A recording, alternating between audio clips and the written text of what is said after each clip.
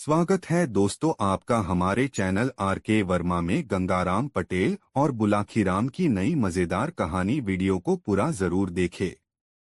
दोस्तों, जब बुलाकी नाई ने गंगाराम पटेल के साथ द्वारिका, सुदामापुरी, सोमनाथ, मालिका तीर्थ तथा सत्ताधार आदि के दर्शन कर लिए और लौटने का विचार किया तो गंगाराम पटेल कहने लगे, दोहा होता है ना हर जगह आना बारंबार, आए हैं तो देख लें चल कर के गिरनार। गंगाराम पटेल जी की इतनी बात सुनकर बुलाखीदास नाई कहने लगा, है पटेल जी, यह बात तो मैं भी आपसे कहने वाला ही था, क्योंकि दोहा सुन रखा गिरनार है अतिशय शोभा खान, गुफा अनेकन है वहां संतन के स्थान, दर्शन वहां के किए से दूर हो तो सब पाप, इस कारण चलकर वहां दर्शन की जाए। आपस में ऐसी सलाह मिलाकर बुलाकी नाई ने सब सामान तैयार किया और अपना प्रस्थान गिरनार को किया। चलते चलते वह नरसी जी की पावन जन्मभूमि जूनागढ़ में पहुंच गए। वहां उन्होंने दामोदर कुंड में स्नान किया। नरसी जी का जन्मस्थान, पुराना किला, गिरनार पहाड़ पर भतृहरि गुफा, राम मंदिर, जैन मंदिर, गोमुख अंबाजी का मंदिर, गोरखधूना, दत्तात्रेय जी की चरण पादुका, कमंडल कुंड, मुचुकुंद गुफा इत्यादि देखकर वह जूनागढ़ लौट आए और एक बगीची पर अपना आसन लगा दिया। गंगाराम पटेल ने बुलाकी को सामान लाने के लिए रुपए दिए। बुलाकी बाजार को गया और वहां से अपना सामान खरीदकर बगीची की ओर आ ही रहा था तो शहर के बाहर उसने एक स्वच्छ तालाब पानी से भरा हुआ देखा। उसमें शोभायमान कमल के फूल खिले हुए थे। तालाब की ओर से संगीत की मनोहर ध्वनि तो आ रही थी, परंतु वहां गाने बजाने वाला कोई भी दिखाई नहीं दे रहा था। बुलाकी को बड़ा आश्चर्य हुआ और वह सामान लेकर सीधा बगीची पर आया और अनमना सा बैठ गया। बोला, मुझे घर जाना होगा। बुलाकी नाई की बात सुनकर गंगाराम पटेल ने कहा कि अरे, अब तो हम अपने घर को ही लौटेंगे। पहले भोजन बनाओ, खाओ, फिर रोज की भांति आज भी सोते समय तुम्हारी समस्या का निदान कर तुम्हें संतुष्ट कर लूंगा। तब बुलाकी नाई पानी भरकर लाया, बर्तन साफ किए, फिर चूल्हा जलाकर खाना बनाया और खाया। बुलाकी ने पटेल जी का बिस्तर लगाकर हुक्का भर के रख दिया। सब सामान ठीक प्रकार से रखकर बुलाकी पटेल जी के पांव दबाने लगा। तब पटेल जी ने मुस्कुराते हुए कहा, भाई बुलाकी, आज तुम जो अनोखी बात देखकर आए हो वह मुझे बताओ। बुलाकी नाई कहने लगा कि आज मैं जब खाने पीने का सामान लेकर वापस आ रहा था तो रास्ते में शहर के बाहर एक विशाल तालाब देखा था जो स्वच्छ जल से भरा हुआ था। उसमें सुंदर सुहाने कमल खिल रहे थे। कुछ लोग नौका विहार कर रहे थे। उस तालाब की ओर से गाने बजाने की बड़ी मनोहर ध्वनि सुनाई दे रही थी, परंतु वहां कोई गाने बजाने वाला दिखाई नहीं दे रहा था, ना वहां कोई ऐसा स्थान ही था जहां गाना बजाना हो सकता है। यह देखकर मुझे बड़ा आश्चर्य हुआ। आप कृपा करके बताएं कि यह कौन सा तालाब है। गंगाराम पटेल कहने लगे, एक ब्राह्मण था जिसका विवाह नहीं हुआ था।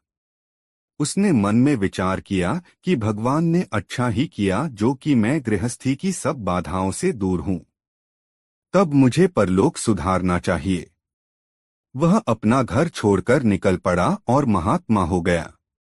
उसने बहुत कठोर तप किया, किसी भी सांसारिक वस्तु पर ध्यान न देकर सदैव भगवान में लीन रहने लगा।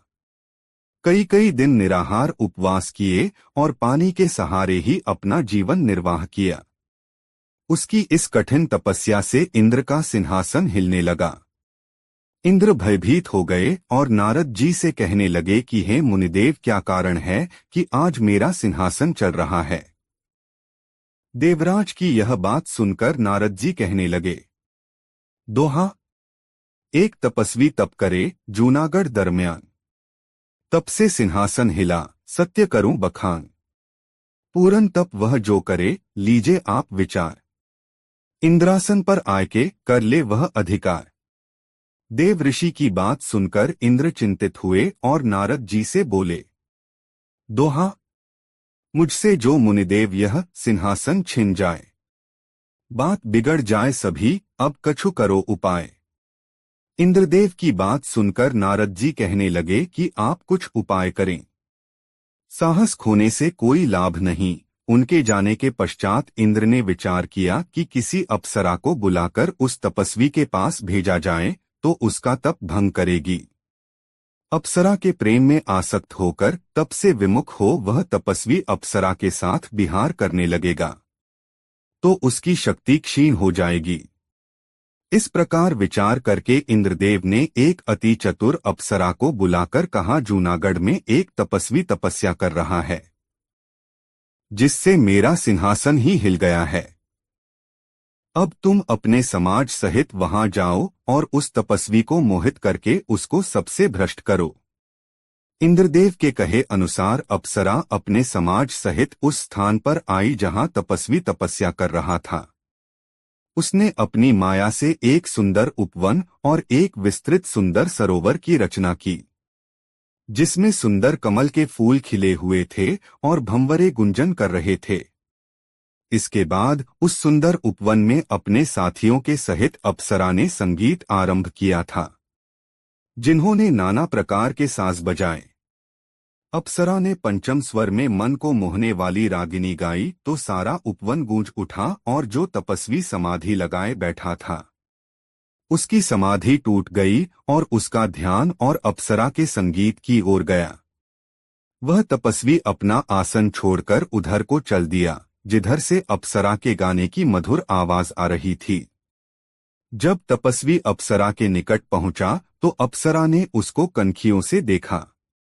अब उसने और भी अधिक मधुर गायन से उसके चित्त को अपनी ओर आकर्षित किया, जिसके बाद तपस्वी भगवान का ध्यान करना बिल्कुल भूल गया और उस अप्सरा के वशीभूत हो कहने लगा, कुंडली, बतला दे तू कौन है, हे मृगनयनी नारी। भूला मैं जब तब सभी तेरी छटा निहारी।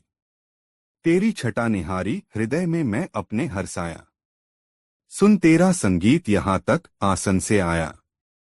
एक बार फिर मुझे रागिनी मधुर सुना दे। आई है किस लिए यहाँ पर तू बतला दे।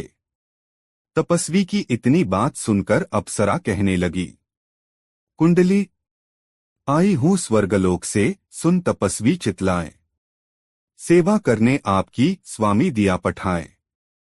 स्वामी दिया पठाए दर्शकर चित हर्षाया। धन्य हमारा भाग आपका दर्शन पाया। जो कुछ आज्ञा देव करूं तो अब हूँ सेवकाई। इच्छा पूरन करन आपकी हूँ मैं आई। अप्सरा की ऐसी बात सुनकर तपस्वी बड़ा आनंदित हुआ। बोला, मैंने अब तक संसार में तुम्हारे समान सुंदर स्त्री नहीं देखी और न कोई ऐसा सुरीला संगीत सुना है। मेरा मन तुम्हारी सुंदरता को देखकर ऐसा मोहित हो गया है कि मैं यही चाहता हूँ कि तुम सदा मेरे नेत्रों के सामने रहो और अपने मधुर संगीत द्वारा मेरी इच्छा पूर्ण करती रहो। तपस्वी की यह बात सुनकर अप्सरा कहने लगी, आप एक तपस्वी हैं, आपकी इच्छा पूरी करना तो मेरा परम कर्तव्य तथा धर्म है। मैं आपकी आज्ञा को शिरोधार्य कर पालन करूंगी। अब आप मुझे सेवा की आज्ञा तो दीजिए। मैं वही करूंगी जिसे करके आपको सुख पहुंचे। अप्सरा की यह बात सुनकर तपस्वी कहने लगा, यदि तुम यहाँ उपवन में रह अपने संगीत एवं सहवास से मेरी इच्छा पूरी करोगी तो समाज वाले देखकर हंसेंगे। आथ किसी अदृश्य स्थान में तुम मेरी कुछ समय तक इच्छा पूरी कर सको तो मैं अपने को अत्यंत भाग्यशाली समझूंगा। अप्सरा ने यह बात सुनी तो समझ गई कि अब तो तपस्वी मेरे वश में है। इससे अपने बिगाड़ का कुछ भय नहीं और अब मैं आसानी से इंद्रदेव का कार्य पूरा कर सकूंगी। वह कहने लगी, मैं कोई साधारण स्त्री नहीं हूँ, स्वर्गलोक की रहने वाली हूँ। अब तक मैं किसी पुरुष पर मोहित नहीं हुई हूँ और न किसी के साथ विहार ही किया है। यदि आप सदैव मेरे साथ विहार करने का प्रण करें तो मैं आपकी इच्छा पूरी कर सकती हूँ, नहीं तो अपने स्थान को चली जाऊंगी। अप्सरा की इतनी बात सुनकर तपस्वी बोला कि मेरी भी यही इच्छा है जो तुम्हारी है। मेरा भी विवाह नहीं हुआ और ना मैंने अब तक किसी स्त्री पर दृष्टि डाली है। मेरी इच्छा है कि मेरा तुमसे आजीवन विहार होता रहे तो अच्छा है। इतनी सुनकर अप्सरा कहने लगी कि ऐसा सुख तो आप जैसे बड़े तपस्वी जनों को ही प्राप्त हो सकता है, सबको नहीं।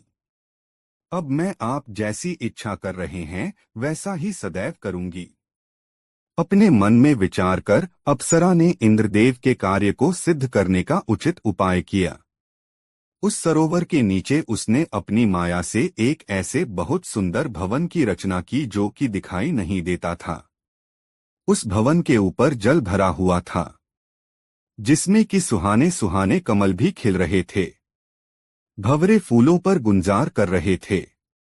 भवन में अनेकों मणियां लगी हुई थी, जिनसे कि अद्भुत प्रकाश होता था। स्वर्ग जैसे समस्त सुखों के साधन उस भवन में उपलब्ध थे। अप्सरा अपने साथियों सहित उस तपस्वी सहित निवास करने लगी। अन्य कक्षाओं में अपने साथियों को ठहराया और स्वयं अप्सरा तपस्वी से विहार करने लगी। जब भी तपस्वी को संगीत सुनने की इच्छा होती है, तभी अप्सरा अपने साथियों सहित वहां गाना बजाना आरंभ कर देती है। हे बुलाखीदास, इस तालाब में जल के नीचे उसी अप्सरा द्वारा बनाए हुए माया का भवन है, जो किसी को दिखाई नहीं देता, और वहां अप्सरा उस तपस्वी सहित विहार करती है। उस अप्सरा के साथी भी दूसरे कमरे में रहते हैं। तुमने जो गाने बजाने की आवाज सुनी है वह उसी अप्सरा और उसके साथियों की है। अब तुम्हारी बात का जवाब मिल गया। रात भी अधिक हो गई है, अब सो जाओ क्योंकि सवेरे जल्दी उठना है। दोस्तों, वीडियो कैसा लगा कमेंट में जरूर बताएं। दोस्तों, काशी यात्रा के अगले पड़ाव में वे दोनों एक नए नगर में पहुंचे। वहां एक खूबसूरत सा बाग देखकर उन्होंने वहीं ठहरने का निश्चय किया। इस बार बुलाखीराम शहर में जिस दृश्य को देखकर आया था वह इस प्रकार का। बुलाखी ने देखा कि एक नौजवान चक्की के दो पाटों को एक लकड़ी में डालकर रास्ते पर लुढ़काता हुआ ला रहा था। तभी घोड़े पर सवार होकर मर्दाना वेश में एक को वहां पहुंची। उसने उस नौजवान पर हंटर बरसाने शुरू कर दिए। युवक हाथ जोड़कर उससे माफी देने की फरियाद करने लगा। युवक के बार बार माफी मांगने पर वह युवती कुछ नरम पड़ी और हंटर बरसाने बंद कर वहां से घोड़ा दौड़ाती हुई चली गई। यह दृश्य देखकर बुलाखी के मन में उस रहस्य को जानने को उत्सुकता पैदा हो गई। रात को सोने से पूर्व जब उसने गंगाराम पटेल से इस रहस्य को उजागर करने का आग्रह किया तो गंगाराम ने कहा, बुलाखीराम, ध्यान से सुन। इस नगर में जानी नाम का एक ठग रहता है। जानी के पिता का देहांत हो चुका है। परिवार में उसकी मां और वह स्वयं ये हो प्राणी हैं। जानी ठगी के द्वारा ही अपनी जीविका चलाता है। एक दिन की बात है, जानी की मां बहुत उदास भाव में बैठी हुई थी। तभी जान ने अपने काम से घर वापस लौटा। मां को उदास देखकर उसने पूछा, मां, क्या बात है, आज तू बहुत उदास लग रही है? मां बोली, बेटा जानी, मेरी उदासी का कारण तू ही है। मैं तेरे ही विषय में चिंतित हूं। मेरे विषय में? हाँ बेटा, मैं यह सोचकर चिंतित हो रही हूं कि मेरे मरने के बाद तू भोजन कैसे बनाकर खाएगा। अगर मेरे सामने ही तेरा विवाह हो जाता तो कितना अच्छा होता। मैं तुझसे बार बार कहती हूं कि बेटा अपना विवाह कर ले, किंतु तू मेरी बात पर ध्यान हो नहीं देता। मां जानी बोला, अब तू यह चिंता छोड़ दे। मैंने विवाह करने का मन बना लिया है। जल्द ही मैं तेरे लिए एक ऐसी सुंदर बहू ढूंढ लाऊंगा जो तुझे हर प्रकार का आराम देगी। बहू के आ जाने पर चूल्हा चक्की के कामों से तुझे निजात मिल जाएगी। फिर तू आराम से बैठकर ईश्वर का भजन करती रहना। जानी की मां यह सुनकर खुश हो गई। जानी भी अपनी होने वाली पत्नी के लिए जेवर आदि जुटाने में लग गया। इसी प्रयास में वह एक दिन एक सर्राफ की दुकान पर पहुंचा। उसने बड़ी अच्छी पोशाक पहन रखी थी। आठ सर्राफ ने उसे कोई बहुत बड़ा ग्राहक समझा। उसने जानी से पूछा, बताइए जनाब, कौन सा जेवर खरीदेंगे? मुझे एक खूबसूरत सा हार दिखाइए, ऐसा हार जिसकी कीमत भी वाजिब हो और जो दिखने में भी अच्छा हो, जानी ने कहा। हाँ हाँ जरूर, मैं अभी आपको आपकी पसंद का हार दिखाता हूँ। यह कहकर सर्राफ ने उसके सामने कई तरह के हार पेश कर दिए। जानी ने उसमें से एक हार पसंद कर लिया। हार को परखते हुए उसने सर्राफ से पूछा, कितनी कीमत है इस हार की? 2000 रुपये, सर्राफ ने कहा। ठीक है, यह हार मेरा हुआ।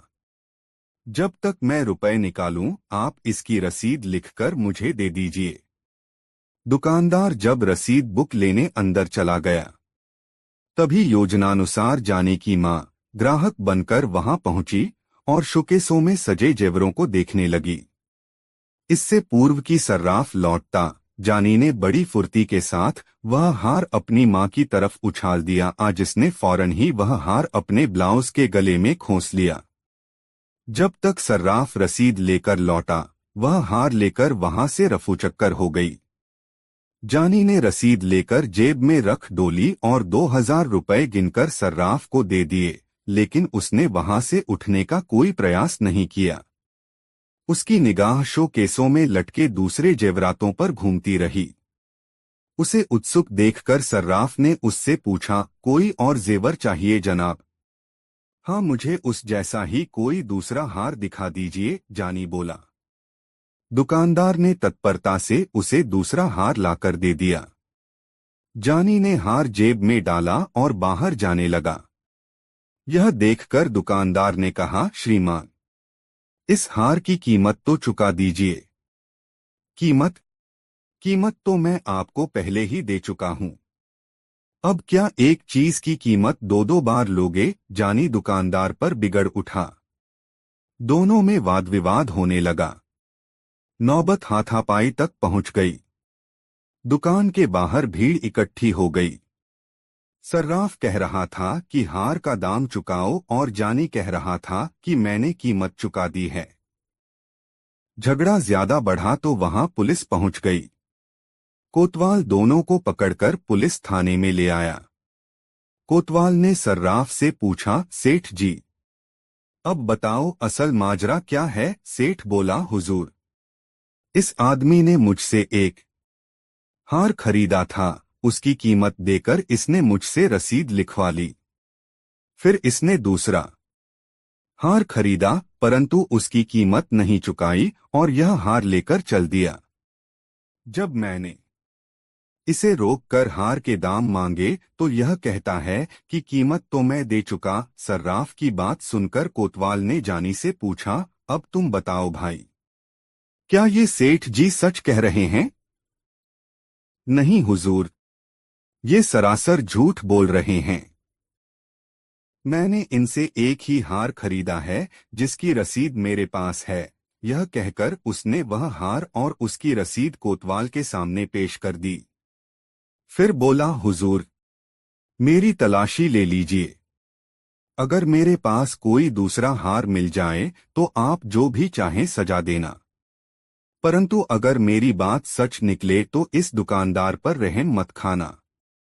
यह दुकानदार तो ग्राहकों को दिनदहाड़े लूटता है। कोतवाल ने जानी की जामा तलाशी ली, लेकिन उसके पास से कोई और हार न मिला। यह देखकर सर्राफ का चेहरा पीला पड़ गया।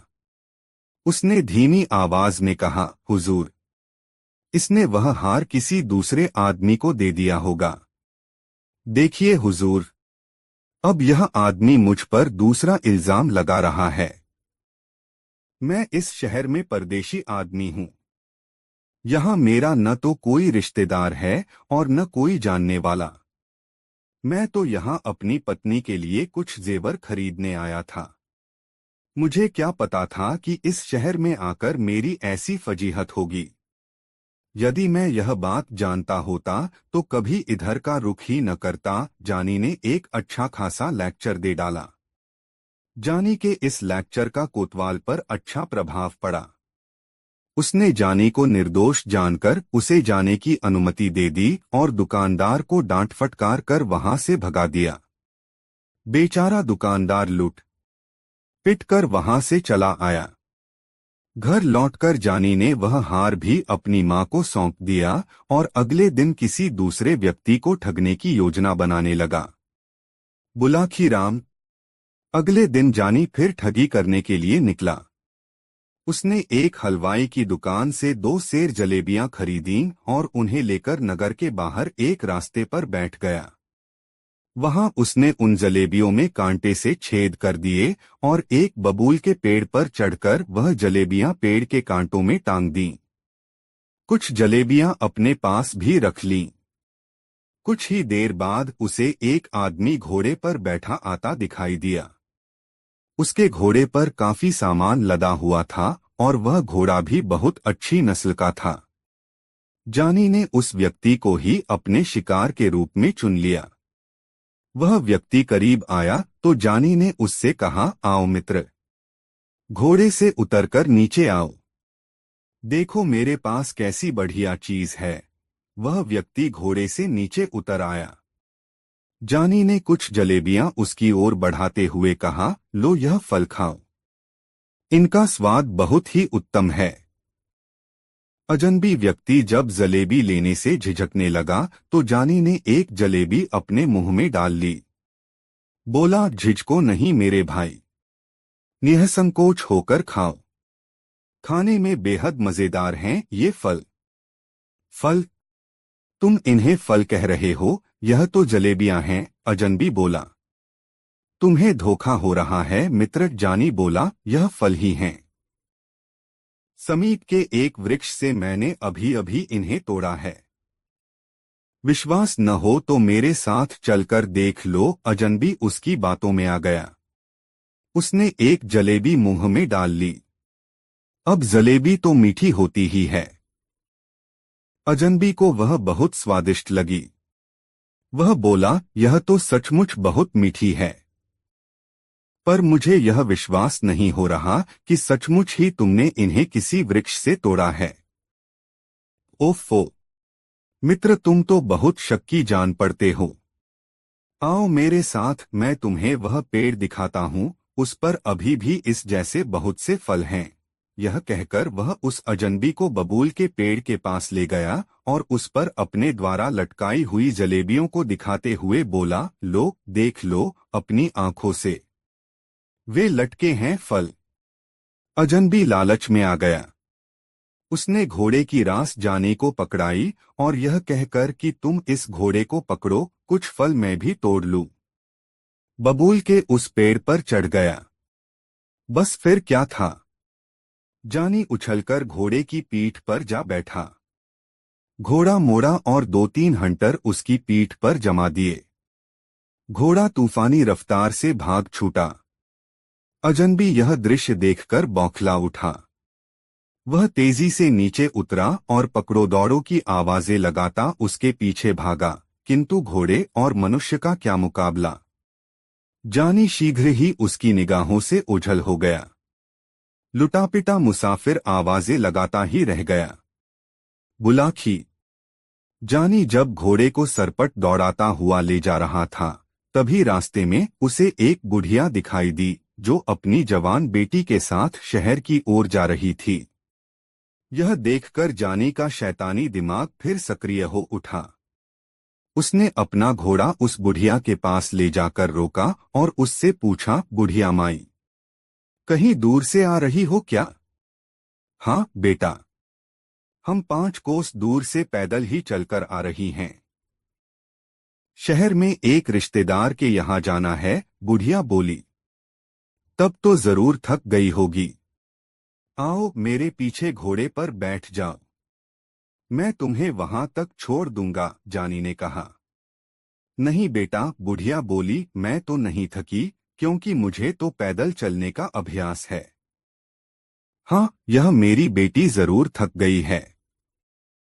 कभी इतनी दूर पैदल नहीं चली है न, इसलिए तुम मेरी जगह इसे कुछ देर के लिए अपने पीछे बिठा लो।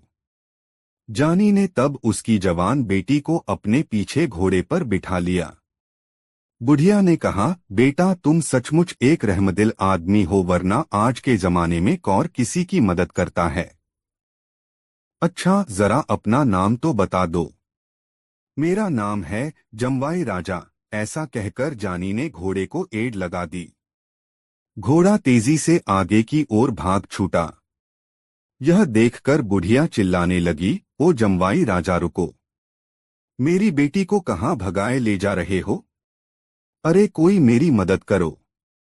जमवाई राजा मेरी बेटी को भगाए ले जा रहा है। उसकी पुकार सुनकर लोग हंसने लगे। एक व्यक्ति कहने लगा, अरे बुढ़िया माई, तेरी बेटी को तेरा जमवाई ले जा रहा है तो इसमें बुरी बात क्या है? पत्नी तो अपने पति के ही साथ जाएगी न, फिर तू इतना क्यों चिल्ला रही है? बेचारी बुढ़िया हाथ मलकर रह गई।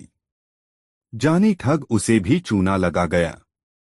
बहरहाल जानी उस युवती को लेकर अपने घर पहुंचा। लड़की चिल्लाने लगी तो जानी ने उसके मुंह पर कपड़ा बांध दिया। उसके हाथ पांव भी बांध दिए ताकि वह भाग न सके। फिर वह अपनी माँ से बोला, माँ, तू मुझसे विवाह करने को कह रही थी न? देख यह बहू लाया हूं तेरे लिए। यह सुनकर बुढ़िया खुश हो गई। उसने लड़की की बलैया ली और जानी से कहा, बेटा बहू तो अच्छी है, परंतु तुमने हाथ पांव और मुंह क्यों बांध दिए हैं? अरे खोल दे इसके हाथ पांव को, यह तो मेरी बड़ी प्यारी बहू है। यह कोई गड़बड़ थोड़े ही करेगी। फिर उसने उस युवती के सिर पर हाथ फिराते हुए उससे पूछा, क्यों बहू? चीखेगी, चिल्लाएगी तो नहीं? युवती भी हालात को समझ गई थी। उसने गर्दन हिलाकर सहमति व्यक्त कर दी। उसने मन में सोचा कि मौका हाथ लगने दे बुढ़िया, तुझे और तेरे इस ठग बेटे को ऐसा पाठ पढ़ाऊंगी कि तू भी क्या याद रखेगी। उस रात जानी की माँ ने अपनी नई बहू के लिए बहुत स्वादिष्ट व्यंजन बनाए और अपने हाथों से उन्हें उस युवती को खिलाया। अगले दिन जानी की तथाकथित बहू ने जानी से कहा, ऐ जी सुनिए, अब तो मैंने भी फैसला कर लिया है कि आपकी पत्नी बनकर ही इस घर में रहूंगी। पर ऐसा करने से पहले मुझे अपनी गृहस्थी का सामान भी इकट्ठा करना होगा। आप ऐसा कीजिए, बाजार चले जाइए और एक चक्की खरीद लाइए। मैं अपने हाथों से आटा पीसकर उससे आपका भोजन तैयार किया करूंगी। इतनी कहानी सुनाकर गंगाराम पटेल ने कुछ क्षण के लिए विराम लिया। हुक्के के 2-3 घंट लिए और आगे बोले, बुलाखी, स्त्री की जात बहुत विचित्र होती है। त्रिया चरित्र के बारे में अनेक कहावतें कही और सुनी जाती हैं। कहते हैं कि जब इसका भेद ब्रह्मा ने भी नहीं पाया तो आदमी की क्या औकात। जानी उसकी बातों में आ गया और उसी समय चक्की लाने के लिए बाजार को चल पड़ा। जब उस युवती को यह विश्वास हो गया कि अब जानी काफी दूर चला गया है तो उसने उठकर अंदर का कुंडा बंद कर लिया। टहलती हुई वह जानी के मां के करीब आई और किसी चीते की तरह तेजी से उस पर झपट पड़ी। उसने उसे काबू में किया और उसके हाथ पांव और मुंह पर कपड़ा बांधकर उसे एक कोने में पटक दिया। अब उसने पूरे घर को खंगालना शुरू किया। घर की सभी मूल्यवान चीजें जैसे जेवर, रुपए, पैसे आदि खोज खोज कर एक बड़े से थैले में भर लिए। अपना जनाना लिबास उतारा और जानी के कीमती मर्दाना कपड़े पहन लिए।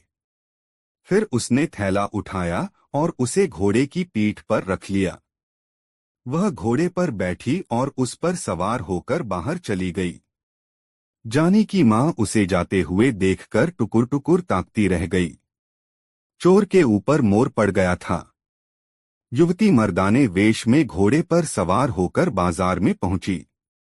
शीघ्र ही उसे जानी दिखाई दे गया, जो चक्की के दोनों पाटों को एक लकड़ी के डंडे में फंसाकर उसे घसीटता हुआ ला रहा था। युवती उसके पास पहुंचकर रुकी और कड़क कर कहा, अरे हरामखोर, यह क्या कर रहा है? इस चक्की के पाटों को सड़क पर घसीटकर राजकीय सड़क को खराब कर रहा है। ऐसा कहकर उसने 3-4 हंटर जानी की पीठ पर जमा दिए। हंटर की मार खाकर जानी कराह उठा और बार बार हाथ जोड़कर उससे माफी मांगने लगा। उसने युवती को बिल्कुल भी नहीं पहचाना था।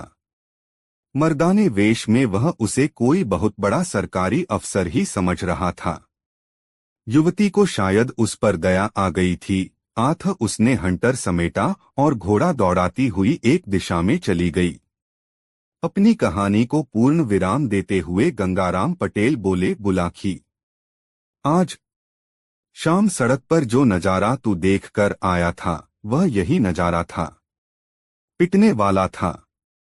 जानी ठग और पीटने वाली थी वह युवती, जिसे वह अपनी पत्नी बनाने के लिए अपने घर लाया था। अब रात भी बहुत हो गई और तेरे प्रश्न का उत्तर भी तुझे मिल गया है। आथ अब आराम से सो। मेरी आंखों में भी नींद गहराने लगी है और फिर सुबह आगे की यात्रा भी तो करनी है। यह कहकर उन्होंने पैर फैला लिए। बुलाखी भी सोने का प्रयास करने लगा। दोस्तों, यह कहानी आपको कैसी लगी कमेंट में जरूर बताएं और वीडियो को एक लाइक जरूर करें। दोस्तों, काशी यात्रा में गंगाराम पटेल और बुलाखीराम नाई ने दिन भर की यात्रा समाप्त कर एक नए नगर में प्रवेश किया। वहां उन्होंने ठहरने के लिए एक उचित स्थान की खोज की और वहीं रैन बसेरा करने का निश्चय कर लिया। हस्बे मामूल के मुताबिक पटेल ने बुलाखी को पैसे देकर शहर में भोजन का सामान लेने भेज दिया और स्वयं अपनी दिनचर्या को निपटाने में व्यस्त हो गए। बुलाखी इस बार भी लौटा और एक नई खबर उसके पास तैयार थी। उसने सोचा, इस खबर को पटेल को अभी सुनाऊंगा तो पटेल जी यह कहकर टाल देंगे कि रात्रि होने दे, भोजन करने के पश्चात बिस्तर पर लेटते समय तुझे तेरी बात का उत्तर दे दूंगा। इसलिए उसने वह बात उस समय पटेल को नहीं बताई।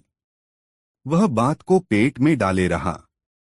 जब वे दोनों भोजन करके निवृत्त हो गए तब बुलाखी ने बात छेड़ी, पटेल जी, आज भी इस शहर में मैं एक नई घटना देख आया हूं। ठीक है, उस घटना का वर्णन कर, फिर उसे सुनकर मैं तेरी बात का उत्तर दूंगा, पटेल ने कहा। पटेल जी, आज इस नगर में मैंने एक स्थान पर कुछ लोगों को खड़े देखा तो उत्सुकतावश मैं भी यह देखने पहुंच गया कि ये लोग गोलदायरा सा बनाए क्या कर रहे हैं। मैं भीड़ के मध्य पहुंचा और आगे को दृष्टि दौड़ाई तो देखा कि एक आदमी जमीन के अंदर सिर तक गड़ा है। उसका सारा शरीर तो भूमि में दबा हुआ था, मात्र उसका सिर ही जमीन से बाहर था। वहीं एक बड़ी सी जूती पड़ी थी। लोग बारी बारी से उस व्यक्ति के नंगे सिर पर जूती मारते और आगे बढ़ जाते थे। यह देखकर मेरी जिज्ञासा बढ़ गई और मैं मन में यह विचार करता हुआ लौट आया कि इसका रहस्य पटेल जी से हो पूछूंगा। अब आप मुझे उस व्यक्ति के विषय में बताएंगे तो मेरी जिज्ञासा शांत होगी। बुलाखी, तेरी जिज्ञासा मैं अवश्य शांत करूंगा, लेकिन तुम कहानी के बीच में हुंकारा जरूर देते रहना ताकि मुझे लगे कि तू ध्यान और दिलचस्पी से सारी कहानी सुन रहा है, पटेल ने कहा। मैं ऐसा ही करूंगा पटेल जी, बुलाखी ने कहा। अब आप अपनी कहानी आरंभ तो कीजिए। तो सुन बुलाखी, यहाँ से बहुत दूर चंपावती नाम का एक नगर है। उस नगर पर राजा चंद्रदत्त का अधिकार था। चंद्रदत्त के पिता की कुछ ही समय पहले मृत्यु हुई थी। आथ जब चंद्रदत्त राजगद्दी पर बैठा तो वह प्रजा के कल्याण के लिए नई नई योजनाएं सोचने लगा। लेकिन कहावत है कि मेरे मन कछु और है, साईं के मन कछु और। राजा जब तक प्रजा के हित में उन योजनाओं को अमली जामा पहनाता, नगर में एक महामारी फूट पड़ी। उस महामारी से सैकड़ों लोग नित्य ही कालकवलित होने लगे। हालत ऐसी हो गई कि जब घर वाले घर के मृत व्यक्ति को श्मशान में दाह कर वापस लौटते तो उन्हें घर में दूसरी लाश तैयार मिलती। यह स्थिति देखकर नगरवासी घर-बार छोड़कर दूसरे राज्यों में भागने लगे। पूरे राजमहल में सिर्फ राजा ही अकेला रह गया। तब उसने सोचा था कि मैं अकेला ही यहाँ रहकर क्या करूँगा? प्रजा ही नहीं रही तो राजा कैसा? एक दिन वह भी कुछ धन अपने साथ लेकर वह नगर छोड़ आया। वह एक सामान्य नागरिक की तरह कई राज्यों में घूमता रहा, फिर इस नगर में आ गया। इतने दिन तक दूसरे राज्यों में घूमते रहने के कारण जो धन वह अपने साथ लाया था, सब खर्च हो गया। अब उसे चिंता हुई जीविका कमाने की। राजा चंद्रदत्त खूब हृष्ट-पुष्ट नौजवान था। अस्त्र शस्त्र चलाने में वह निपुण था। जब वह यहाँ के राजदरबार में नौकरी पाने की इच्छा से राजा के सम्मुख पेश हुआ तो राजा ने पहली ही नजर में उसके अंदर छिपी हुई प्रतिभा की पहचान कर ली और उसे अपने अंगरक्षक की नौकरी दे दी। तब से चंद्रदत्त रात दिन अपने स्वामी की सुरक्षा का ध्यान रखने लगा। बुलाखी। एक दिन जब चंद्रदत्त रात के समय राजा के महल में पहरा दे रहा था तो उसने महल के बाहर से किसी स्त्री के रोने की आवाज सुनी। वह स्त्री बड़े करुण स्वर में विलाप कर रही थी। उसका वेदना से भरा स्वर सुनकर चंद्रदत्त से रहा नहीं गया। उसने अपने स्थान पर एक अन्य प्रहरी को खड़ा किया और महल से बाहर निकलकर उस दिशा में चल पड़ा जहां से रोने की आवाज आ रही थी। कुछ आगे चलकर उसने देखा कि सरोवर के किनारे एक बेहद रूपवान स्त्री बैठी विलाप कर रही है। चंद्रदत्त ने निकट पहुंचकर उस स्त्री से पूछा, हे देवी, तुम कौन हो और रात्रि के इस प्रहर में यहाँ निर्जन स्थान में बैठी रो क्यों रही हो? स्त्री बोली, हे युवक, मैं इस राज्य की ऐश्वर्य लक्ष्मी हूँ। अब तक मैं यहाँ सम्मान के साथ रह रही थी, लेकिन मेरे सम्मान के ये दिन अब समाप्त होने ही वाले हैं। अरे ये क्या कह रही हो देवी? चंद्रदत्त ने आश्चर्य से पूछा, क्या इस राज्य पर कोई विपत्ति आने वाली है या फिर राजा की निगाहों में तुम्हारे प्रति सम्मान की भावना का ह्रास होने लगा है? इन दोनों ही बातों में कोई बात सच नहीं है, युवक, ऐश्वर्य लक्ष्मी ने कहा। न तो इस राज्य पर कोई विपत्ति आने वाली है और न यहाँ के राजा ने मेरे सम्मान में कोई उपेक्षा दिखाई है। बात कुछ और ही है। मैं अपने लिए नहीं, यहाँ के राजा के जीवन के लिए चिंतित होकर रो रही हूँ। अब से 8वें दिन यहाँ के राजा पर घोर संकट आएगा। उस संकट में या तो उसके प्राण चले जाएंगे या फिर शेष जीवन उसे कारागार में व्यतीत करना पड़ेगा। उसी आशंका को जानकर मेरी रुलाई फूटी पड़ रहते काराग्राम स्वयं को रोने से रोक नहीं पा रही हूँ। यह सुनकर चंद्रदत्त ने पूछा, हे देवी, मैं इस राजा का एक छोटा सा सेवक हूँ। राजा ने मुझे अपनी सुरक्षा के लिए नियुक्त किया हुआ है। यदि मेरे होते सुगुर सेवक का जीवन किसी खतरे में पड़ता है तो यह मेरे लिए लज्जा की बात होगी। मुझे कोई ऐसा उपाय बताओ कि मैं सतर्क रहकर हर क्षण अपने स्वामी की रक्षा कर सकूं। हे युवक, ऐश्वर्य लक्ष्मी बोली, कभी कभी सतर्कता बरतने से बड़ा संकट भी टल जाया करता है। मैं तो तुमसे यही कहूंगी कि आगामी 8 दिनों तक तुम बेहद सतर्क और चौकन्ने रहकर राजा की निगरानी करो। हो सकता है तब वह विपत्ति स्वयं ही किनारा कर ले। मैं ऐसा ही करूंगा देवी।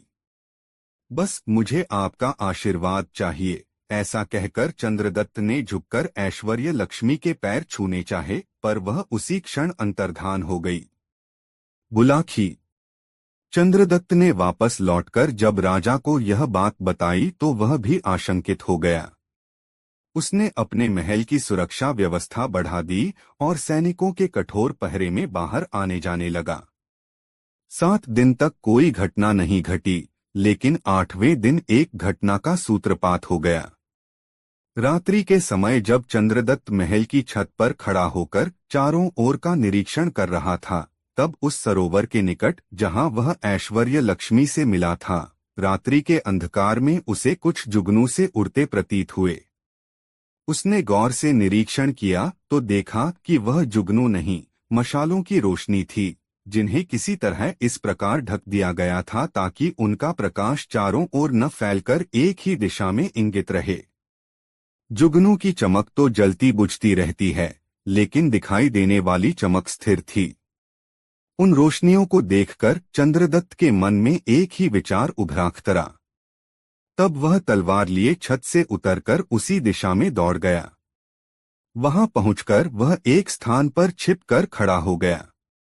थोड़ी ही देर बाद कमर में हथियार बांधे लगभग 20 नकाबपोशों का दल वहां पहुंचा। वहां उन्होंने एक जगह से कूड़े का एक बड़ा सा ढेर हटाया। ढेर हटा तो वहां एक सुरंग का मुहाना दिखाई देने लगा।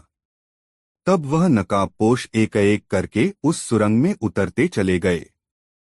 जब वह नकाबपोश सुरंग में कुछ आगे बढ़ गए तो चंद्रदत्त भी पीछे से सुरंग में उतर गया और दूर रहकर मशालों की मध्यम रोशनी में रास्ता तलाशता उनके पीछे पीछे चल पड़ा। बुलाखी राम। उस सुरंग का मुख सीधे राजा के कक्ष में ही खुलता था।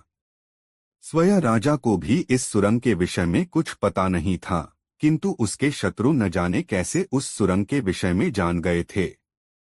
बहरहाल 20 नकाबपोश सुरंग के दरवाजे पर पहुंचे। वहां उन्होंने कोई पत्थर हटाकर सुरंग का द्वार खोला और एक एक करके राजा के कक्ष में पहुंच गए। उनके पीछे पीछे चंद्रदत्त भी सुरंग के मुख के पास पहुंच गया, किंतु उसने राजा के कक्ष में घुसने का कोई प्रयास नहीं किया, अपितु उसी स्थान पर उन नकाबपोशों के लौटने की प्रतीक्षा करने लगा। नकाबपोशों ने बड़ी आसानी से राजा को काबू में कर लिया। राजा गहरी नींद में था। सोते में ही राजा को दबोचकर नकाबपोशों ने उसके हाथ पांव रस्सियों से बांध दिए और उसके मुंह में कपड़ा ठूंस दिया ताकि वह चिल्ला न सके। बाहर पहरे पर नियुक्त किसी भी प्रहरी को इस घटना की भनक तक न मिली।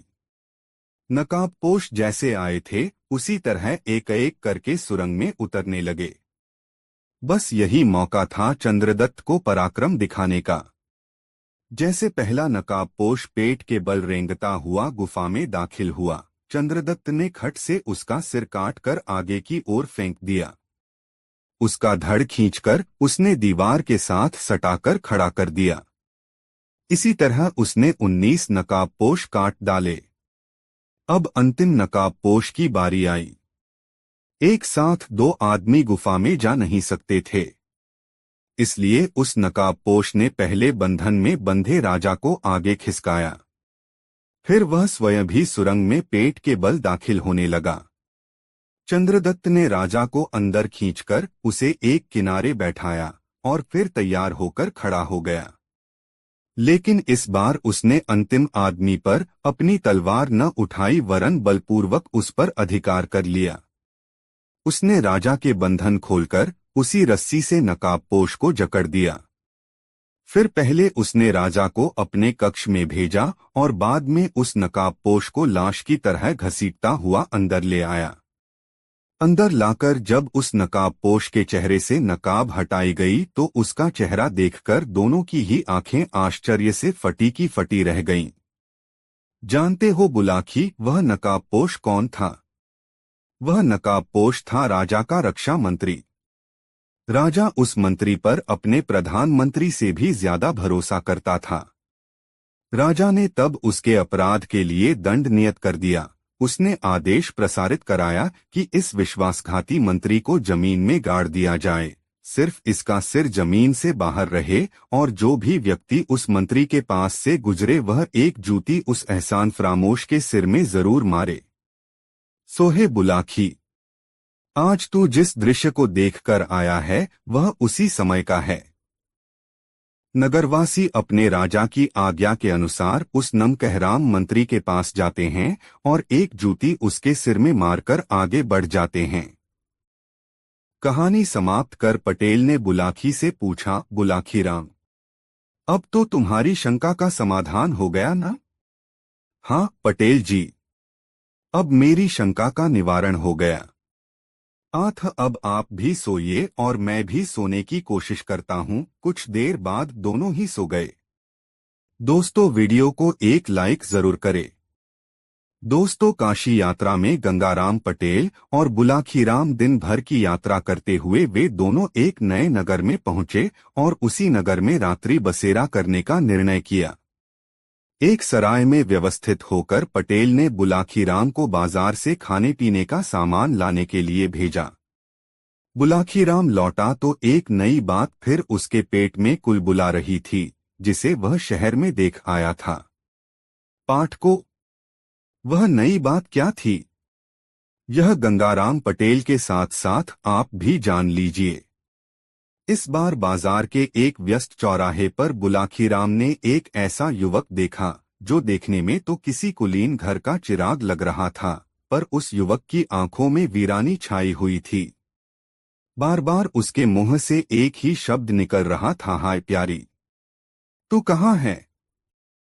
हाय प्यारी, तू कहाँ है?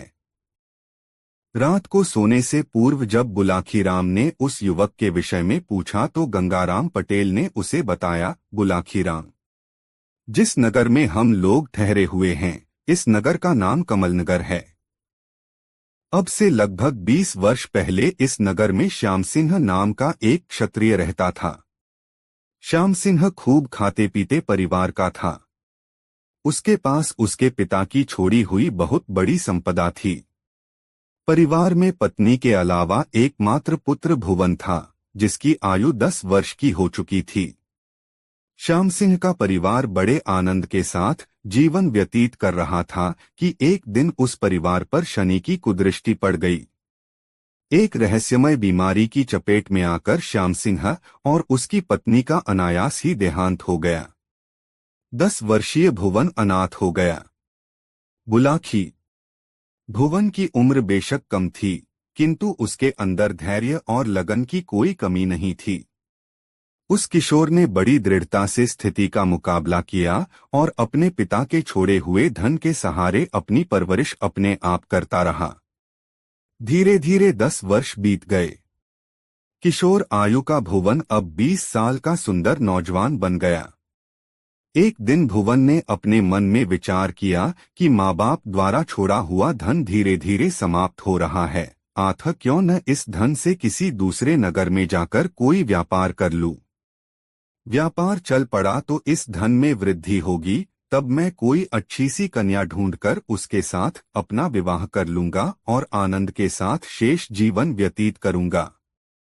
ऐसा विचार कर एक दिन उसने अपना सारा धन समेटा और उसे लेकर किसी दूसरे नगर के लिए चल पड़ा।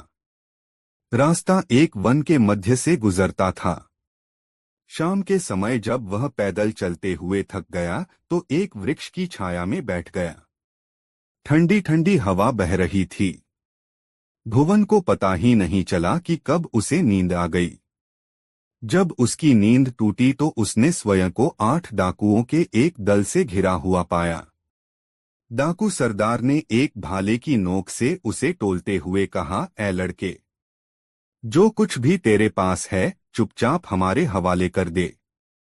प्रतिरोध करेगा तो हम तुझे खत्म कर देंगे। भुवन ने सोचा कि यदि इन्होंने मुझे मार दिया तो सारी कहानी ही खत्म हो जाएगी, अतः क्यों न अपना धन देकर इनसे अपनी जान छुड़ा लूं।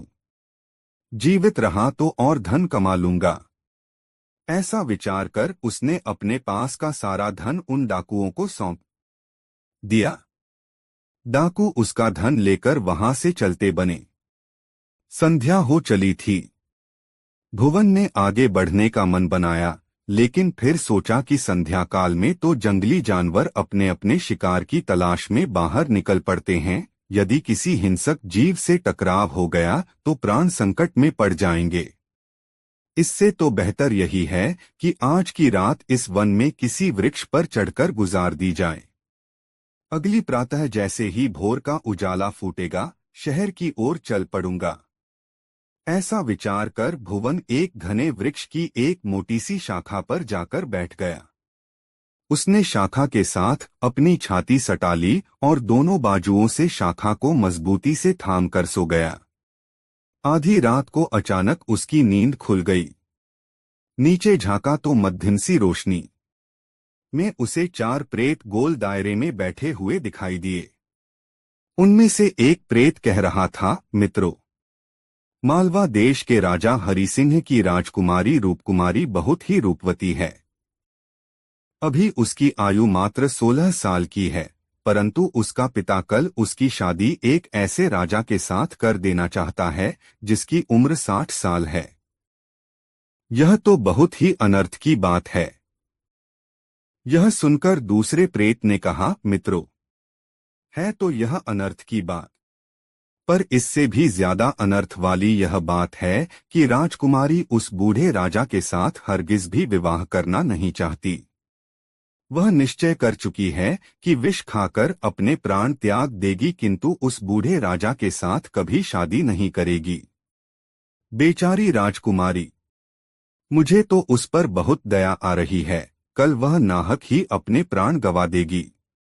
तब तीसरे प्रेत ने कहा, मित्रों, यदि ऐसी बात है तो हमें उस राजकुमारी की मदद करनी चाहिए, क्योंकि जब हम मानव योनि में थे तो बुरे कर्म करने के कारण ही तो हमें यह प्रेत योनि मिली है। इस योनि में हम नाना प्रकार के कष्ट भोग रहे हैं। अतः हमें चाहिए कि हम कुछ अच्छे कर्म करें जिससे हमारे पापों में कमी आए और हम फिर से मनुष्य योनि में जन्म लेकर सर्वानंद भोगें। अब चौथे प्रेत की बारी थी। उसने कहा, मित्र, कहते तो तुम ठीक हो, पर हम उहरे अशरीरी मनुष्य देह हम धारण नहीं कर सकते। बिना देह के हम उस बेचारी राजकुमारी की कैसे मदद कर सकते हैं? हाँ, यदि कोई मनुष्य हमारा साथ दे तो हम उसकी मदद अवश्य कर सकते हैं।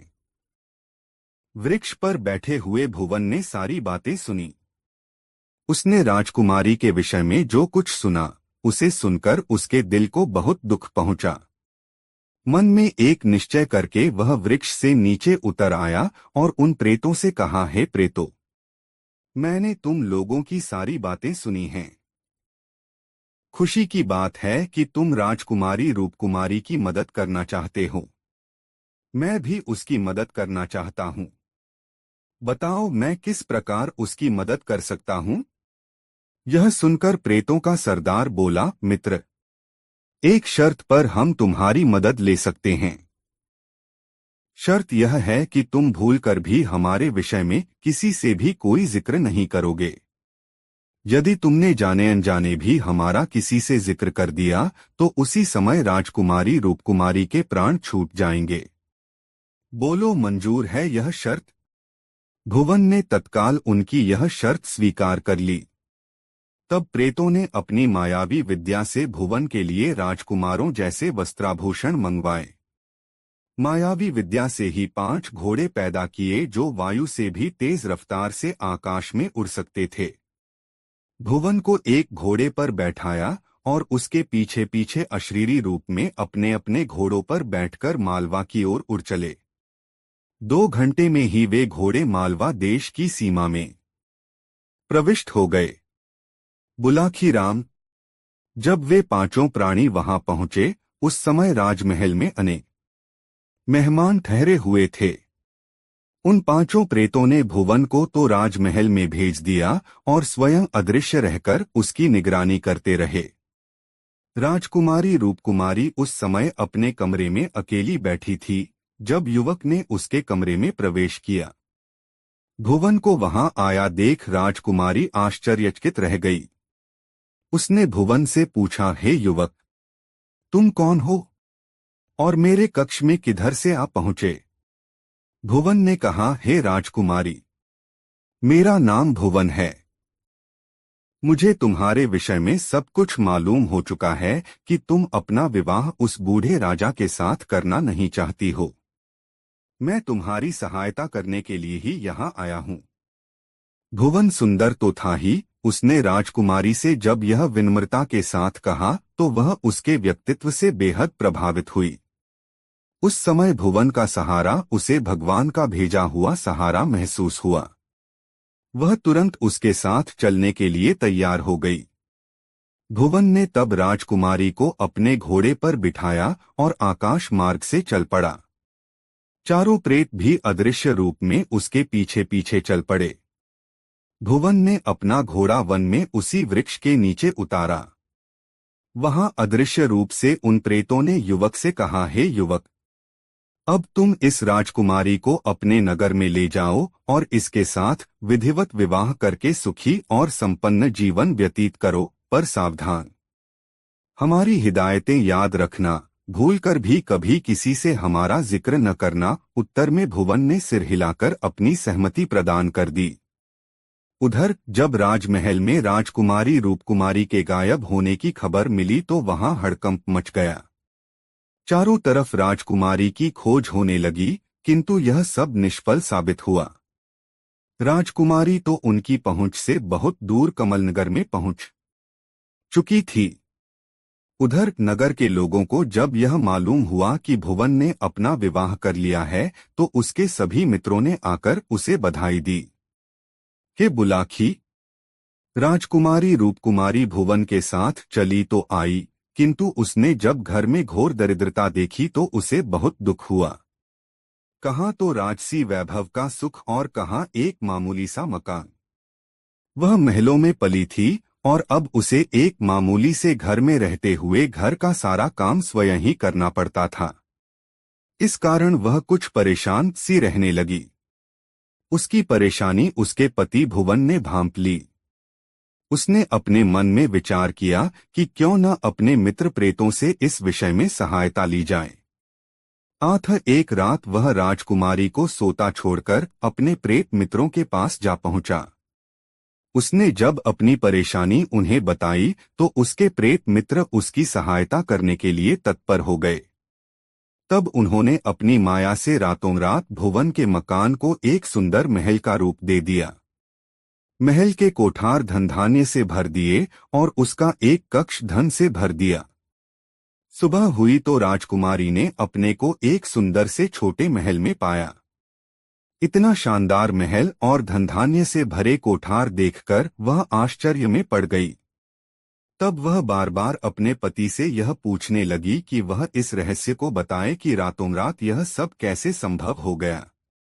बुलाखी राम, 2 दिन तक भुवन अपनी पत्नी का आग्रह टालता रहा, किंतु जब वह बार बार आग्रह करती ही रही तो विवश होकर भुवन को यह बताना ही पड़ा कि यह सब उसके कुछ प्रेत मित्रों की कृपा से संभव हुआ है।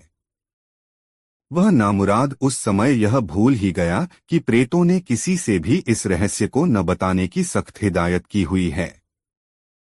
रहस्य का उजागर होना था कि राजकुमारी ने उसी क्षण दम तोड़ दिया। यह देखकर भुवन को उस रहस्य के उजागर कर देने का बहुत अफसोस होने लगा।